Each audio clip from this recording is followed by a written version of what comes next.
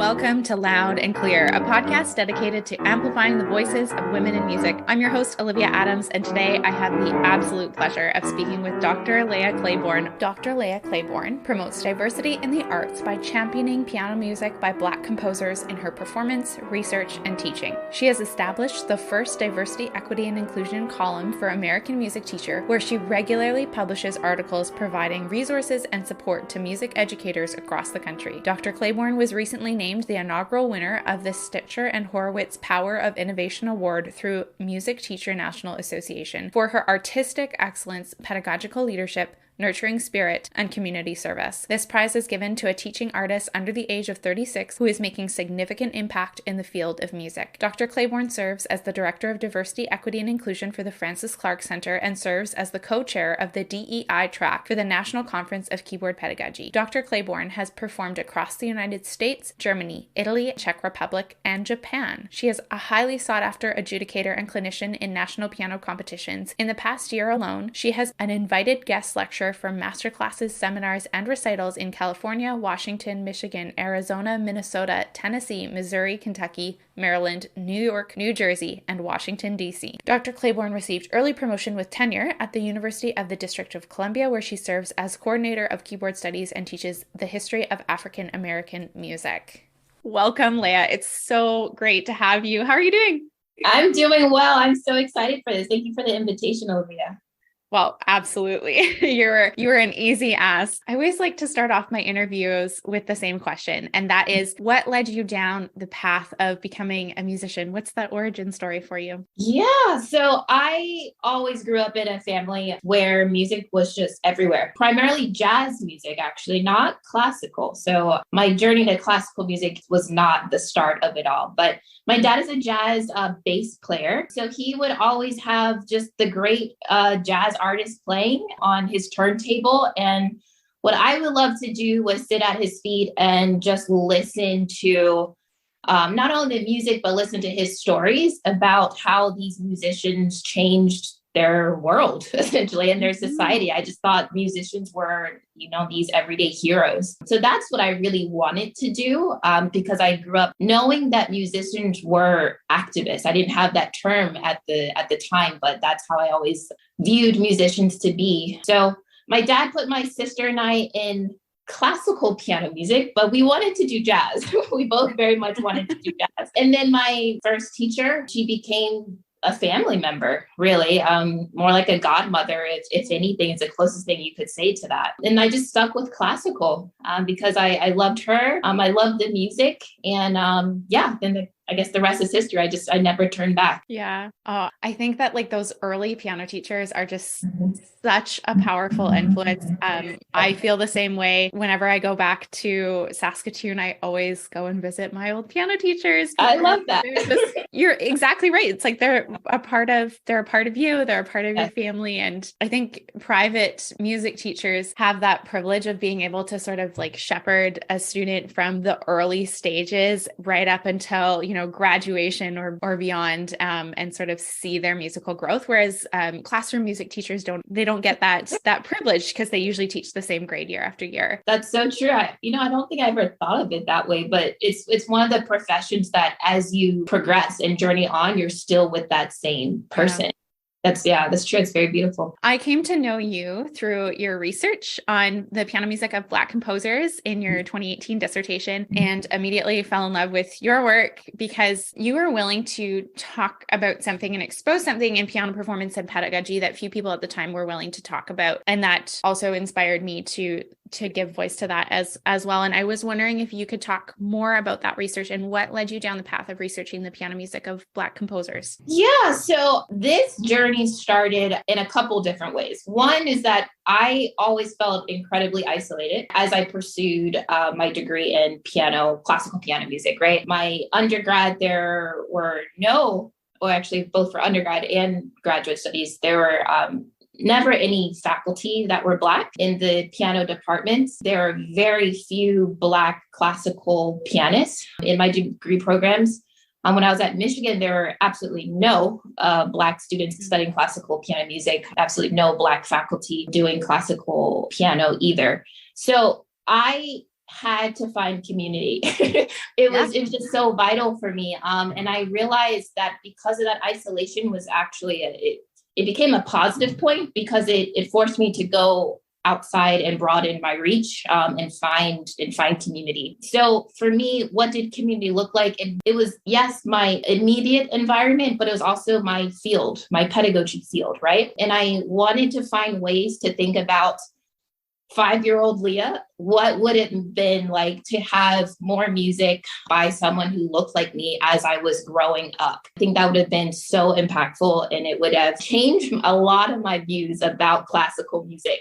So when I was in grad school, I had a fantastic mentor. The chair of my dissertation committee is Dr. John Ellis, who leads the pedagogy department at University of Michigan. And little did I know, his own teacher, Arthur Cunningham, incredible Black composer, was his teacher as well. So the idea, when I came to him and I said, I think I want to start doing some research on the impact of Black composers in pedagogy, he was just all for it. He was not just all for it, but super excited. And I didn't even know that he already had like this wealth of knowledge as well. So it was just like a beautiful moment, you know, because I knew that with whatever I found, and I had no idea how much I would find, that I had so much support already from the person who was, you know, helping me lead the way during this degree. So for me, I went in very blindly and very ignorant. Feeling like I don't know what I'm going to find, if anything. And I realized very quickly that the issue was that there was so much music. I used to say too much, but there was so much music that I needed to figure out how to focus my dissertation work. So that's when I came up with the idea of leveling this piano music, so that at every single stage, right, of a student's growth, that they would know that there would be some type of representation by Black composers, which again is something I didn't have. And then the other part of that, which is almost more important to me, with the need to find community, that was within the pedagogy field, but also within my university, within my institution at the time. I really wanted to have students, Black students, coming into the university so that they could also have hands-on materials of this music as well. So for me, it wasn't just about writing about the music for a dissertation that I'm so glad you read, but maybe most people won't read. But that the music was actually being utilized by the Black community as well. And then seeing Black teachers teaching that music as well. I can't tell you how incredible that program and just kind of bringing everything together has meant to me. And it really has pretty much structured my path within my career as well. That is amazing. It's so great to hear that story come from your mouth. I have a similar story in that, like, I'm of Japanese Canadian descent, and I never played music by a woman or an Asian woman until I was in university. And my amazing teacher, Bonnie Nicholson, this piece of music called I Leap Through the Sky with Stars. And it was the first time I felt like I belonged as a musician. Yeah. That was like, and I remember we were doing toasts at our last master class, and she was just like, Olivia, you found your voice. Oh, and I was like, and I'll never forget it as long as I live. Yeah. No, it's so, I get emotional just thinking about that, because it's like when you find your voice, it's like you find a place, and like you find like you are worthy and you deserve to be in this space. And sometimes it just takes that one piece, right, that a teacher gives you to open that up and to give you that validation. So gosh, I love that for you. I love that for us. Yeah. In your research, you talk about reaching out to a well-known music organization and asking them why their syllabus didn't include the music of Black composers, save some Oscar Peterson. And you were met with a bit of a colorblind response. I've received similar responses to my research, and I'm wondering if you've seen a change in the representation of the music of Black composers within educational institutions in the last couple of years. Yes. So big time. Yeah. I will say that at the time it was gut wrenching, right? Yeah. Because it was just another reminder to me, like with all this work, even though I'm feeling super proud of it and I'm getting great feedback from my immediate surroundings, that the big industry, if you want to call them gatekeepers, if you will, the ones that have the louder voices, at the time, they still weren't willing to make a change. However, we all are on our journey at different paths. And, with the pandemic and all of the social justice issues that have come up, we've seen a bit of a reckoning within our industry. So people are making steps, right? And these same institutions, publication companies that gave me a no before are also the ones reaching out to me now to help make change, right? So with that, I always tell people everyone is going to be on this journey at a different place, and we can't fault anybody for where they're coming at. The point is that when they come to the table, that we're meeting them with resources and empathy and just willing to make change, because that's what it's about. So yes, there are changes. I still personally feel that it's not enough. It's not nearly enough compared to what is actually represented out there, but it's a start. It's a small start, but it's a start. There's so much history that we're not talking about, right? Because we're talking about, I'm doing a lot of research on the piano music canon with big air quotations. Yeah. The canon as defined by, Euro-Western male composers. Exactly. And what I'm looking at is like competition programs and textbooks, and the composers that we're talking about, I'm like, well, it's the same list of 14 composers pretty much that just keep repeating and repeating and repeating and repeating. And what I love about the work that you're doing is you're showing us that there's just this wealth and rich history of music that we're not talking about. And I mean, we are in need of the canon needs to be shaken up. We are absolutely in need of it. So I just really appreciate that. A couple of years ago, I attended a talk of yours. I think it was at an MTNA conference, but I can't be sure. The title was along the lines of Piano Music by Black Composers for All Skin Colors. And I wondered, would you be willing to talk more about why that's important that we teach the music of Black composers, not just to our Black students? Often to my research, people will say, oh, isn't it great that girls can now play music by female composers? But as we know, it's so much bigger than that. And I wonder, can you speak to that? Yeah, I so appreciated you saying that, because one, when I give presentations or I do lecture recitals, I always tell people, I don't even focus so much that this is a piece by a Black composer, because I think one, the music speaks for itself. Whatever angle I'm talking about, if it's a pedagogical purpose, the pedagogy speaks for itself, right? The musicality, the technical challenges, how a student's going to develop with the piece. I just let that be the forefront of all of my scholarship. And then the cherry on top is that, yes, it's also by a Black composer, and look at all the history that was happening during the time of this individual, right? So the music for me it's always first, because I think if we're talking about selling this to music teachers or selling this to colleges or to audiences, they want to know what they're there for, which is the music. And it should be the heart of everything that we do. With that being said, I also like to ask people a lot of times just to flip the script, right? Think about me. I identify as a Black female, right? And I've only studied music by dead white men for so long. So then the question would be, what am I doing, or what right do I have to study this music, right? Of course, I'm studying this music because I love it, because music has a way to really, we don't have to think about skin tone or race or class when we're talking about universal feelings of love and grief and sorrow and trauma, right? These are universal feelings that we all feel.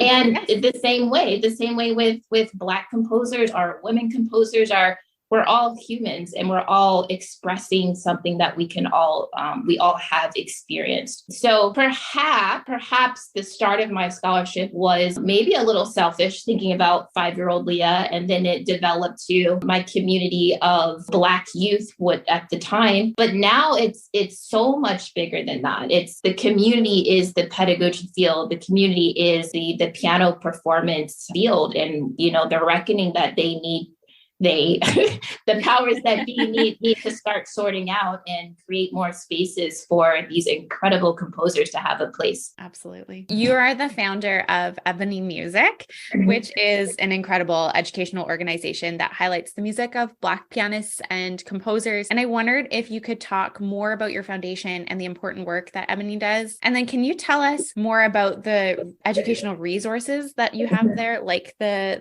database? Yeah. So Ebony Music, it started off really, honestly, even before the nonprofit, it was coming to fruition when I was at University of Michigan with this program, with creating resources by Black composers for Black youth. Not just Black youth though, but there was so many times every single Saturday that I was teaching in that program, where I realized that there were so many families who were also being educated as well, that they didn't know that they could go to a concert hall. One, that they didn't know the questions would be like, well, what should I wear? What should I dress like? When do I clap? Right? There was so much education that was being given to the community at large, but there were certain questions that also reminded me of, okay, this is a space where people have not felt welcomed or never had that invitation. And for me, I thought about too, it wasn't until I was in high school that I even saw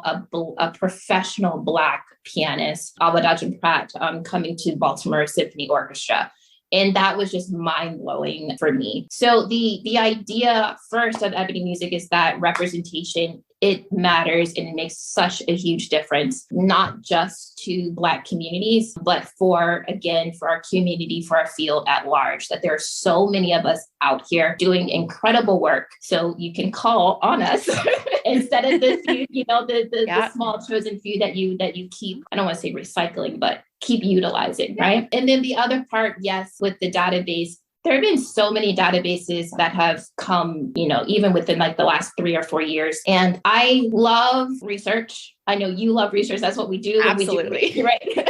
But I'm also completely aware, just listening to teachers, and, people feel different ways about this, but sometimes teachers actually don't like databases. They feel like it's too overwhelming. Mm-hmm. So with that being said, one thing that we did with Music Teachers National Association is that we started creating a top 10 list that we're going to keep recycling every single year, so that we can do a lot of focus and a lot of education, bring out the life of these composers and the music that they're creating. 10 pieces for the junior level, 10 pieces for the senior level, and then 10 pieces for the young artist level, so that teachers can really, they need to do their homework and their research as well, that they need to come to the table willing to learn and educate themselves. So each year we're doing a big focus on 10 pieces at these different levels that teachers can start utilizing. And then this year was our kickoff year at NCNA, which was in Reno, and we were able to award the Ebony Prize. Yeah, we were super, super excited about it.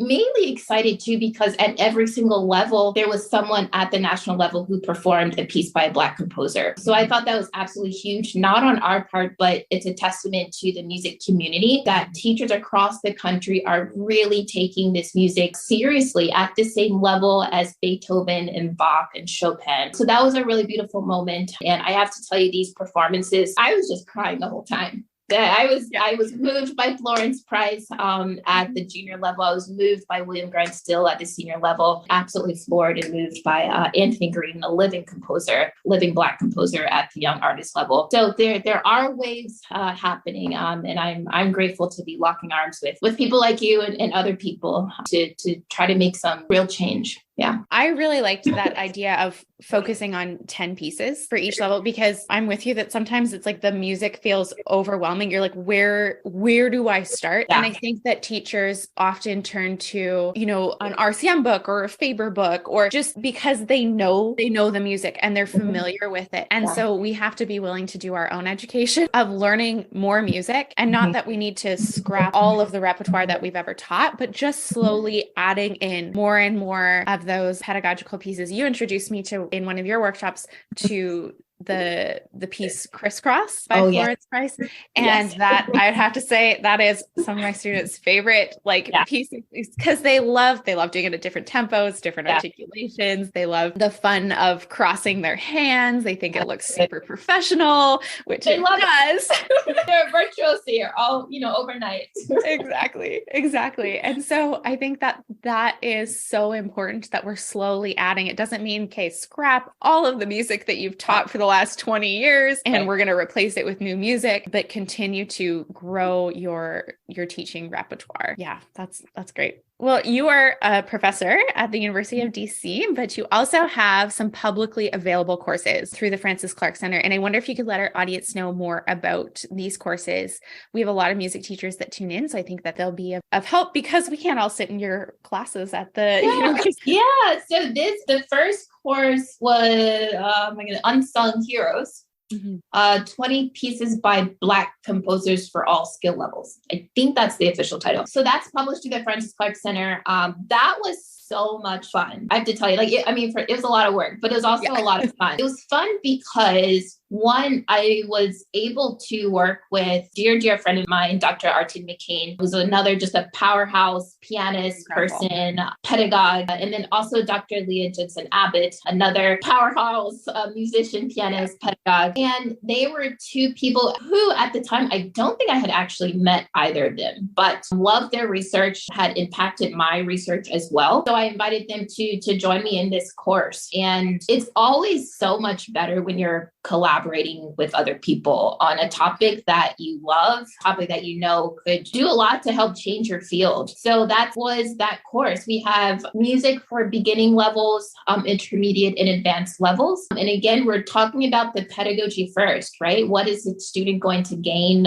when they learn this piece? And then we do teaching demonstrations through videos. We do articles for the history of the composers. I think there's like some questions in there for, reflections for the teachers as well. So yeah, that was, I think that was 2019 or 2020 that the course came out. I do have to say Francis Clark in general has a lot of other courses. They have the Women Composers course. They just launched the Latin American Composers course, which I think is something wild, like 88 pieces that's within that course. And then we're just finishing up another course that I created in partnership with the Francis Clark Center and Dr. Artin McCain and Dr. Susie Garcia. We don't have a title yet. We don't have a title yet. It's coming out soon. I think it's coming out in June, perhaps September. But the idea, whether we want to call it anti-racist practices to be mindful of when we're teaching, or another title that's out there is best pedagogy practices in the lens of DEI. I'm really excited about that course too, because it's allowing the teacher to be accountable for their resources and how they're teaching in their studio, no matter where you live in this country. So really taking a deep dive in the method books that are the most popular, looking at what is represented, what's not, looking at the images, looking at the titles, looking at the lyrics, letting teachers know about the history when some of these melodies come from the minstrel show. We're also looking at diverse literature, the scope that's represented in a lot of these larger publications, what's not represented, talking about appropriation with some of the music. We're also looking at something that's very, very dear to my heart is equitable practices, how to make more music available to more people. And we're not saying you need to change your business model, but no matter where you are in the country, this country is still so incredibly segregated, whether we want to admit it or not. There are certain neighborhoods where certain people just know to go based on their skin tone or based on their class. And then we are, as pianists, we're positioned in those neighborhoods as well. But if you just go maybe an exit over or two exit over, you're in a completely different neighborhood. So these are really looking at ways. We invited experts who have done incredible work with really trying to start bridging those gaps a little bit, how they have gone about diversifying their student body, their student population, their demographic by reaching out and providing resources, being creative with their business model so that more students can have access to high quality music. That's fantastic. That is going to be an incredible resource, I think, to piano teachers everywhere. I hope so. Yeah, I'm looking forward to it. We're starting to wrap it up, so we'll see how it all comes together. When that launches, I will be sure to have that linked. What are you enjoying in your musical life right now? We were just talking before we started recording. Yeah. The travel schedule in spring is wild. Spring is wild. Things I'm super grateful, first of all, but it's a crazy time. Yes, there's just a lot more traveling because I think people are opening their doors, right? Yeah. We're out of COVID, hopefully for a while.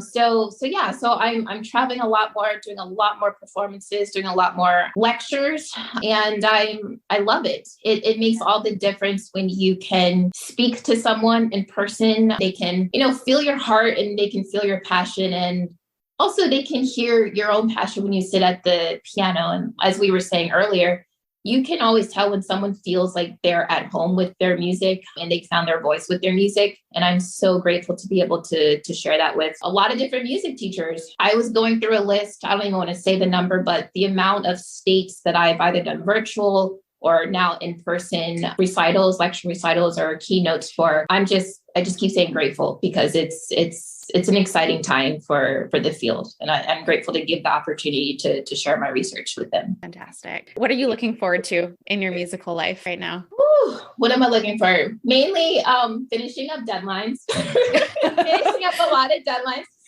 Doing a lot of publishing, which is something that I started over COVID, doing a lot more publishing, doing a lot more writing. The thing I'm most looking forward to immediately, I'm done it, which I'm happy to say. But in May, I have 2 books that are coming out from Hal Leonard, which is Piano Music for the Very Beginning Pianist by Black composers. So that's a 2-volume book. And I'm just so excited about it because there's not a lot.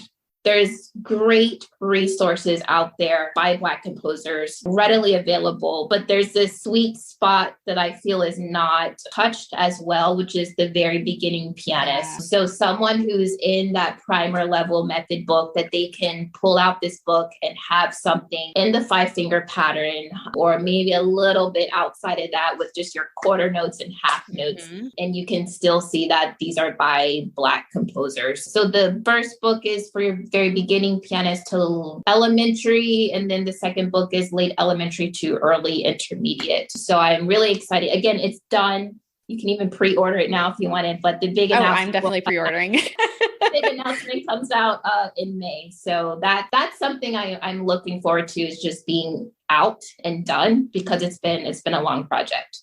Yeah. Congratulations on that. Thanks. I'm really excited for those to come out and put them to good use in my studio. During COVID, I didn't start any new beginners because being like that sort of whiplash of online in person. Yeah. We had quite a few lockdowns here in Ottawa. Yeah. And so I was like, you know what? It's not like a good environment to just start somebody online when I can't, have them in my studio on a consistent basis. And so then I had quite a few on my waiting list. And this year I opened it up, and now I'm teaching beginners, which I have not taught beginners in a few years because of COVID. Right.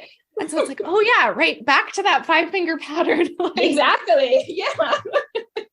How many ways can we make this melody work? Yeah, exactly. So looking forward to those resources coming out. Well, it has been such a pleasure getting to chat with you. Is there anything we didn't get to that you want to talk about? No, I just want to say, I have to tell you too, Olivia, I've just been a fan of your work as well. So it's been such, really an honor to know the work that you're doing, to know the impact that you're doing, not just with the dissertation, but with your advocacy and all your conferences, lectures, and then this podcast as well. It's really, really encouraging. And I hope that everyone who listens to this, whatever your passion is, to know that there are other people most likely doing some type of the same work. So we make the change by linking arms. So thank you for reaching out to me, because I'm huge fangirling as well.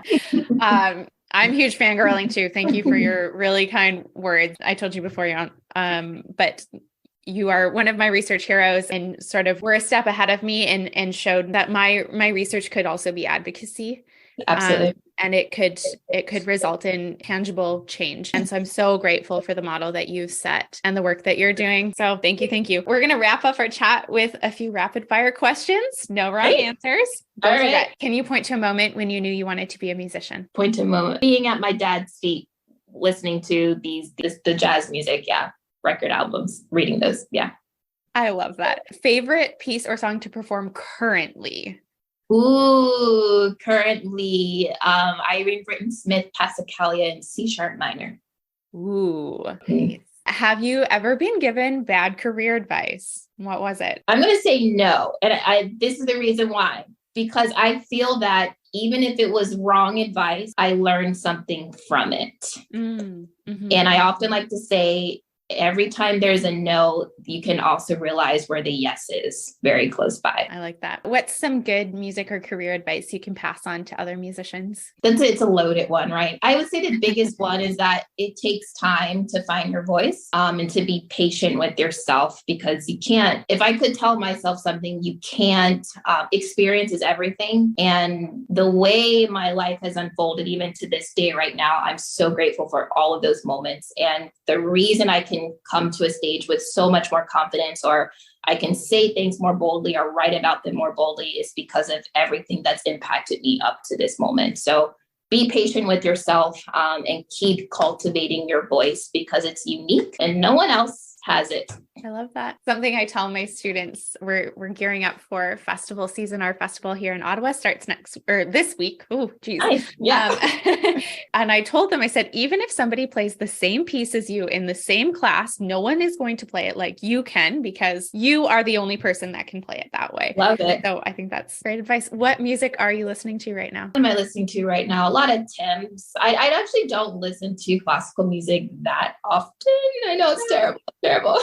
That's, you know what? Everyone says that. Everyone goes, I know I should be listening to classical music, but I don't. And I was like, we're around it all the time, you know?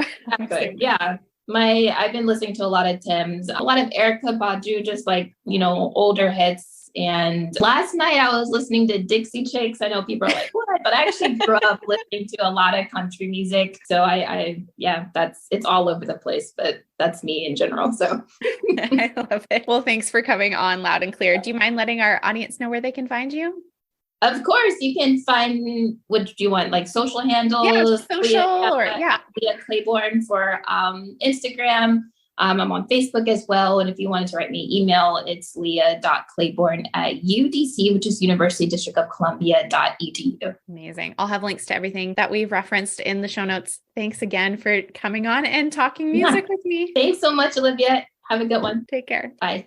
Well, I hope you enjoyed that conversation with Dr. Claiborne and learning about all the incredible work that she is doing. I was so thrilled to be able to interview one of my research heroes. I also want to send a huge congratulations her way as it is book launch week for her. I know that if you are a piano teacher, you're really going to love these books. I'm excited to dive into them with my students. If you want to help an author out, the two best things that you can do are order the book during launch week or pre-order the books and also provide a written review on the website that you purchased it on. If you buy the books in a store, head over to Amazon and give a 5-star rating and review. I know that these books will be valuable resources to music teachers everywhere. And then, of course, be sure to give Dr. Claiborne a follow and tell her thanks for being on the show. Speaking of reviews, would you please do this podcast a huge favor and wherever you listen to podcasts, leave us a 5-star rating and written review. It helps our episodes get to new listeners who might not have heard of us before. Our listener base is growing every month all over the world, so we're very excited about that. But if you could help us out by letting people know about the podcast, sharing it on social media, or sending a link to a friend who might enjoy it, that would be awesome. Well, that is going to do it for our episode this week. As always, I want to give a huge thank you to the Saskatoon Symphony Orchestra for sponsoring this podcast. Thanks to Yash for keeping it updated on concertstream.tv, and thanks to the rest of the SSO team for helping all the behind the scenes run smoothly. You can find more about the SSO's upcoming season by going to their website, saskatoonsymphony.org. Subscription packages are on for a great deal right now if you want to subscribe for the upcoming concert season. Thanks so much for tuning into the podcast week after week. I love getting to share our guests with all of you, our listeners. My name is Olivia Adams. This is Loud and Clear, and you can find me at OA Music Studios on the interwebs, and we'll see you back here next week.